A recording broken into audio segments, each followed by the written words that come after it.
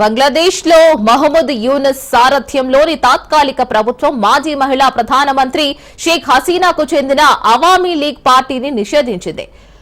ఉగ్ర వ్యతిరేక చట్ట నిబంధనల ప్రకారం అవామీ లీగ్ ను నిషేధించినట్లు అక్కడి తాత్కాలిక ప్రభుత్వం ప్రకటించింది. సలహాదారుల మండలి నిర్ణయం మేరకే నిషేధం విధించామని, నిషేధానికి సంబంధించిన గెజిట్ నోటిఫికేషన్ ను త్వరలోనే ఇస్తామని ప్రభుత్వం పేర్కొంది.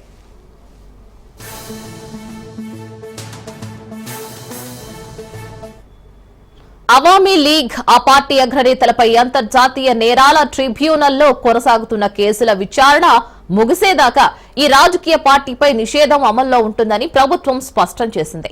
షేక్ హసీనా సారథ్యంలోని ప్రభుత్వాన్ని గద్దె దించేందుకు 2024 జులైలో ఉద్యమించిన విద్యార్థి సంఘాలు, నేతలు, సాక్షుల భద్రత పరిరక్షణ కోసం అవామీ పార్టీపై నిషేధాజ్ఞలు అమలు చేస్తున్నట్లు ప్రభుత్వం తెలిపింది.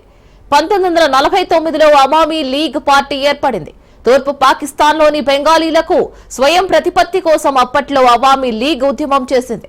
చివరకు స్వతంత్ర బంగ్లాదేశ్ ఆవిర్భావానికి కారణమైంది.